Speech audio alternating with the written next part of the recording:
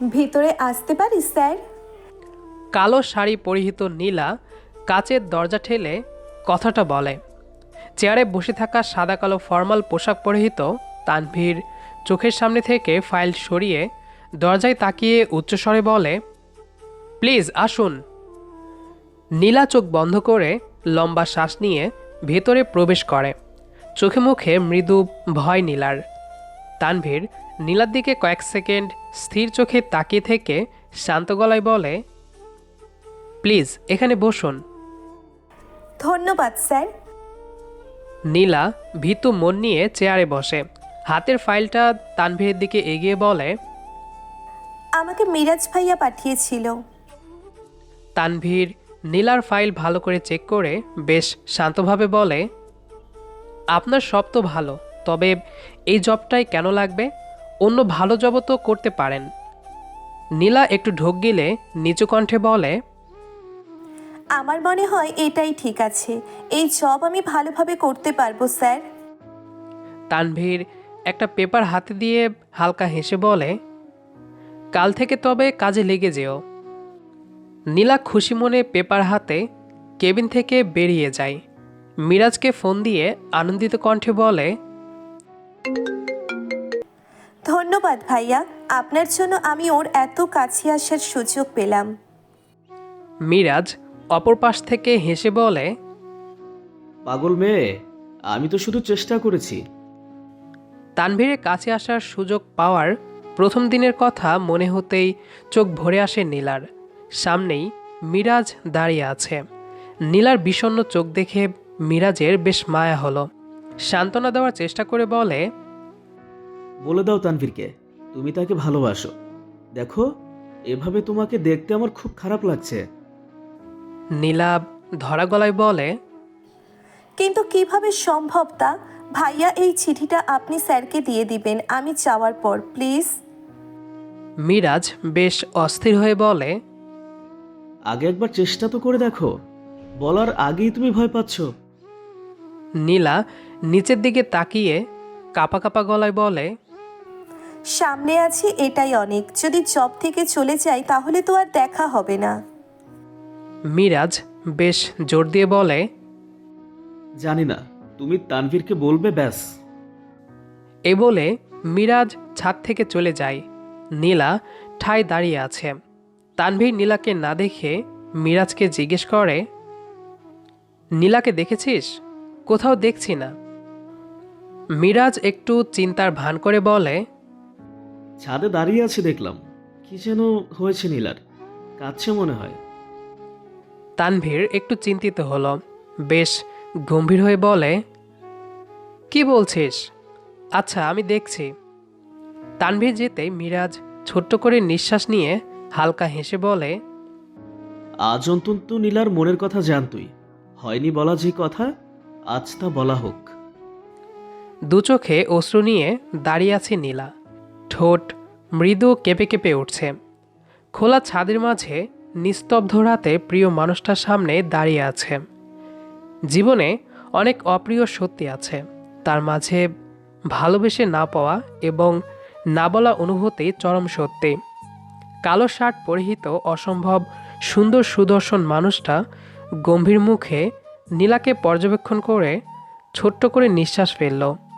গম্ভীরতা নিয়ে বলল, আমি খুবই দুঃখিত। দেখো, আমি একটু হলেও বুঝতে পারছি তোমার অবস্থা। আমার মনে হয় তুমি তুষারকে পাওয়ার আশা ছেড়ে দাও। নীলা ঠোঁট টিপে কান্না আটকানোর বৃথা চেষ্টা করল। এই মানুষটা আজও বুঝল না নীলাকে। বুঝবে বা কিভাবে? আজ যে তার অফিসিয়ালি লোক জানিয়ে রিং সেরিমনি। নীলা হাজার চেষ্টা করেও থামাতে পারছে না চোখের পানি। ডান হাতের পিঠে চোখ মুছতেই গড়গড় করে জল গড়িয়ে পড়ল। ধরা গলায় নীলা বলল, আমিও দুঃখিত তানভীর স্যার, আমার জন্য এভাবে অনুষ্ঠান থেকে ছাদে আসতে হলো। তানভীর বেশ অস্বস্তি নিয়ে চারপাশে তাকালো।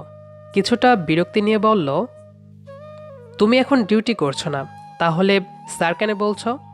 আমাকে মিরাজ বলল তুমি ছাদে আছো এবং সম্ভবত কিছু হয়েছে। নীলা অনেক কষ্টে কাঁপা কাঁপা কণ্ঠে বলল, স্যার আমি আসছি, কেমন? ভালো থাকবেন। তানভীরকে কিছু বলার সুযোগ না দিয়েই নীলাভ দ্রুত চলে গেল। 4 বছর ধরে একটা মানুষকে ভালোবেসেও বলতে পারেনি। তুষার এবং তানভীর খুবই কাছের বন্ধু এবং কলেজ লাইফের ভাই ব্রাদার।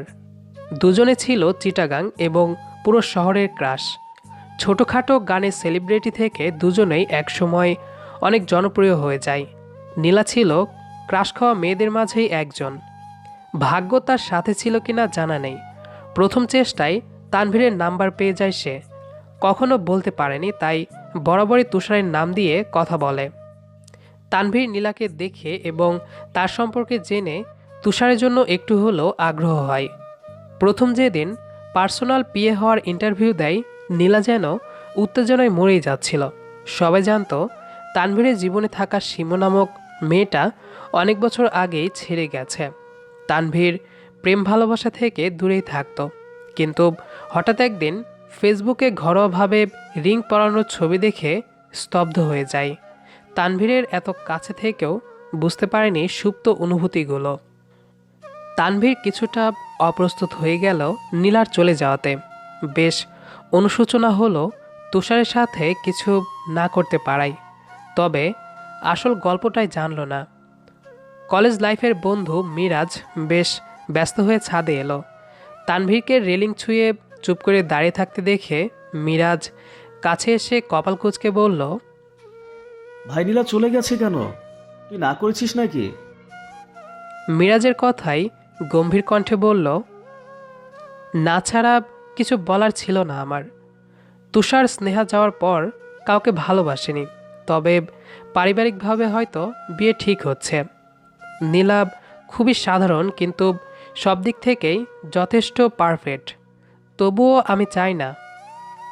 মিরাজের কপালে বিস্ময়ের ছাপ। বেশ অবাক হয়ে কিছুটা উচ্চস্বরে বলল, কি?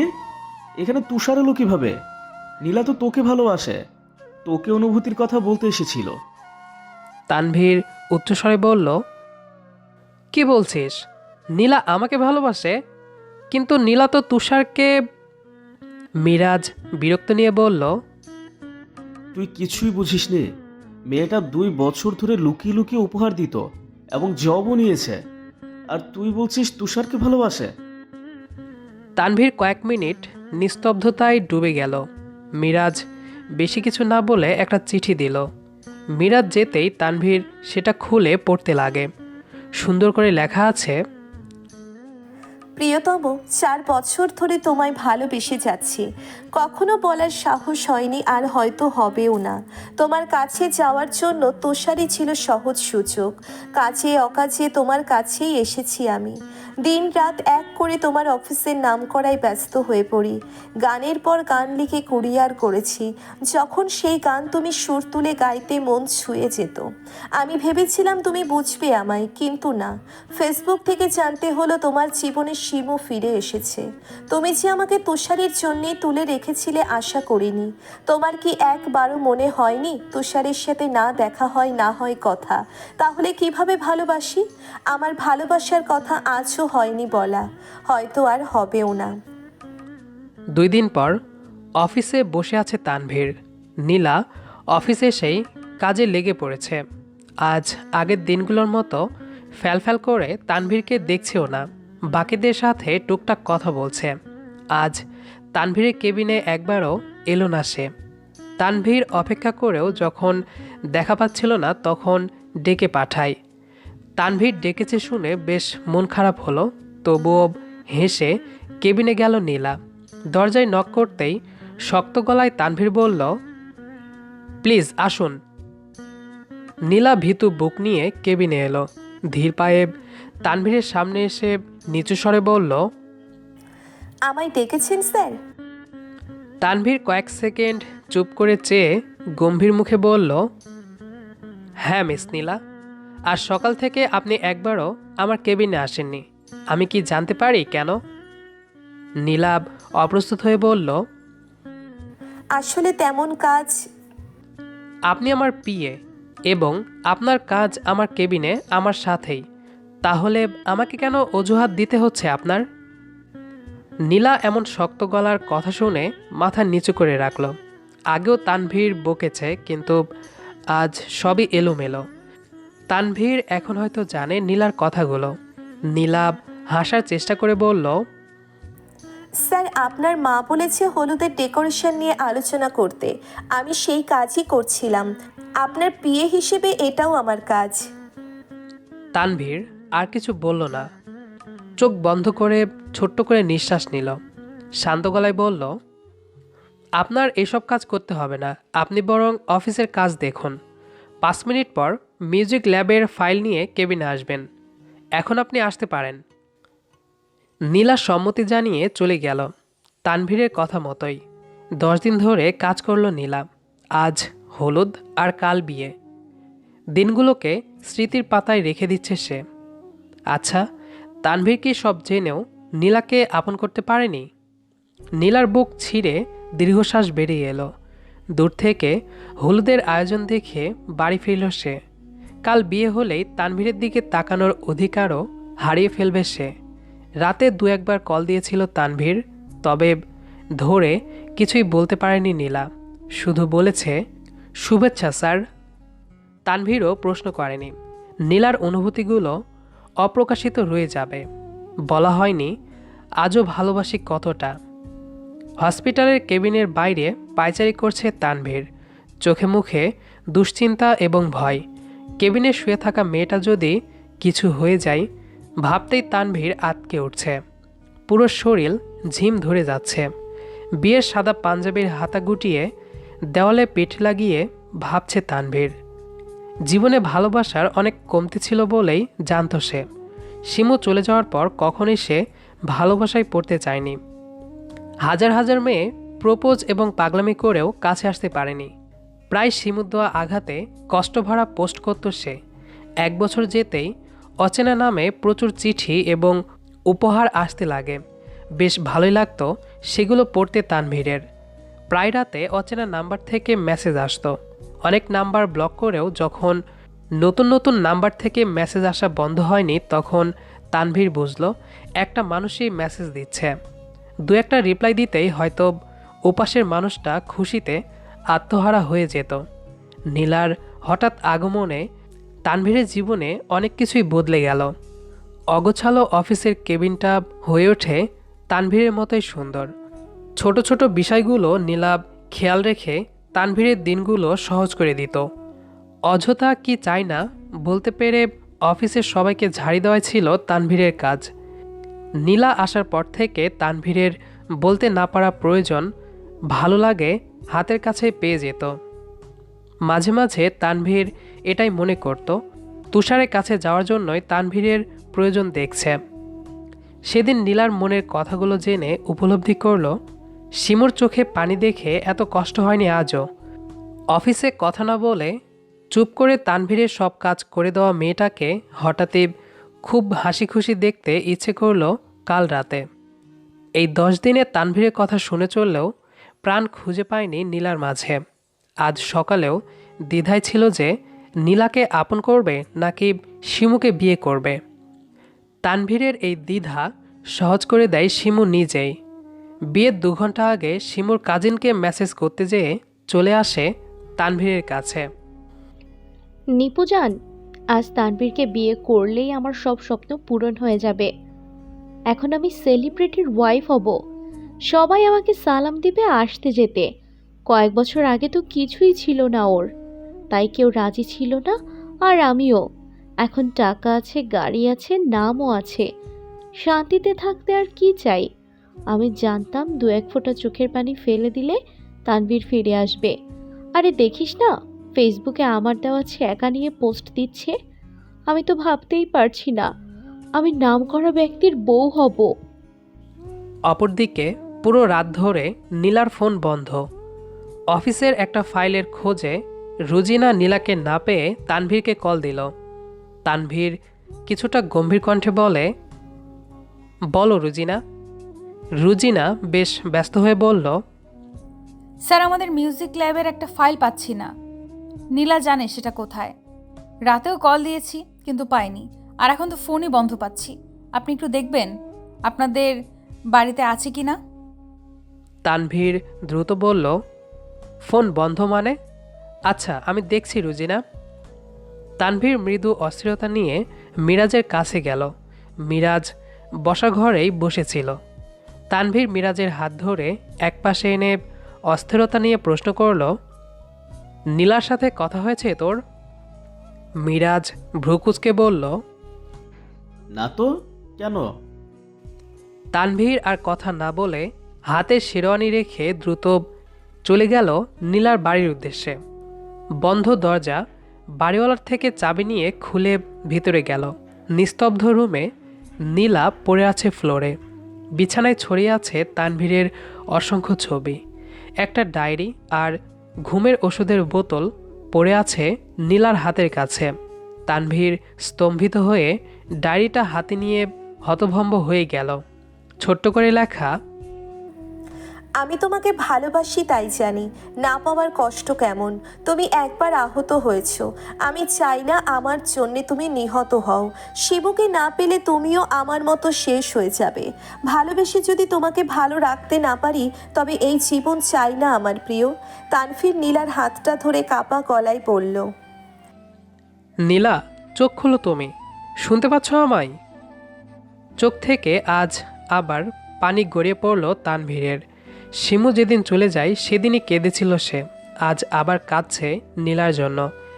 ডাক্তারের কথায় চোখ মুছে তাকায় তানভীর। ভয় পাবেন না মিস্টার খান, পেশেন্ট এখন বিপদমুক্ত, কয়েক ঘন্টার মাঝেই জ্ঞান ফিরবে। তানভীর চোখ বন্ধ করে বিড়বিড় করে বলল, আলহামদুলিল্লাহ। ডাক্তার চলে যায়।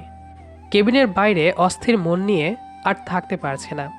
ধীর পায়ে কেবিনের ভিতর গেল তানভীর। দুর্বল নীলা চোখ বুজে শুয়ে আছে। কম্পিত হৃদয় নিয়ে চেয়ার টেনে নীলার পাশে বসল। আলতোভাবে নীলার ডান হাত নিজের দুহাতের মাঝে নিল। সেই হাত গালে কপালে বুলিয়ে ফুপিয়ে ওঠে তানভীর। আর একটু হলেই দম বন্ধ হয়ে মরে যেত সে। ঘন্টা দুয়েকের মাঝে নীলার জ্ঞান ফিরে। আধো আধো চোখে চারপাশে তাকালে তানভীরকে অশ্রুভেজা চোখে দেখতে পেল। দুর্বল অস্পষ্ট গলায় বলল, স্যার আপনি এখানে? তানভীর নীলার কথা শুনে অশ্রু চোখে ধরা গলায় বলল, তুমি তো আমাকে দূরে যেতেই দিলে না, এভাবে তোমার কাছে নিয়ে আসবে বুঝতেই পারিনি। নীলা নিঃশ্বাস টেনে ধীর কণ্ঠে বলল, আজ আপনার বিয়ে, আপনি চান শিবু ম্যাডাম অপেক্ষা করছে। তানভীর স্তব্ধ হয়ে বসে রইল। কাটকাট গলায় সে বলল, আজ আমার বিয়ে হবে, বিয়ে করতেই তো এলাম। নীলা বিস্ময় নিয়ে বলল, আমার জন্য নিশ্চয়ই আপনার অনেক ক্ষতি হয়েছে। জীবনের বড় ক্ষতি তো আপনি করে দিলেন মিস নীলা। তুষারকে ভালোবাসি বলে আমাকে শেষ করে দিলেন। শিমু আমাকে না, আমার নাম আর টাকাকে পছন্দ করে, আর আপনি তো ডিরেক্ট আমাকেই নিয়ে গেলেন। নীলা ফ্যালফ্যাল করে চেয়ে রইল।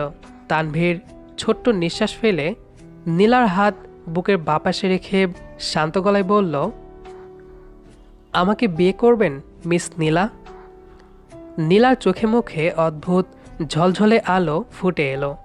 অশ্রু ভেজা চোখে তাকিয়ে ধরা গলায় বলল, জি স্যার। তানভীর নীলার কপালে আলতো চুমু খেল। সময় লাগলেও সে বুঝেছে নীলার মতো কেউ নেই, আর হবেও না কখনো। ভালোবাসলে মানুষটাকে বাঁচতে হয়, তার নাম সুনামকে নয়। ছোট্ট একটা কেবিনে নতুন করে জীবন পাতে তানভীর নীলা। ভালো থাকুক ভালোবাসা। আমাদের আজকের গল্পটি আপনার কাছে কেমন লেগেছে সেটি অবশ্যই কমেন্ট করে জানাবেন। দেখা হবে আবারও নতুন কোনো গল্প নিয়ে। সেই পর্যন্ত আমাদের সাথেই থাকবেন।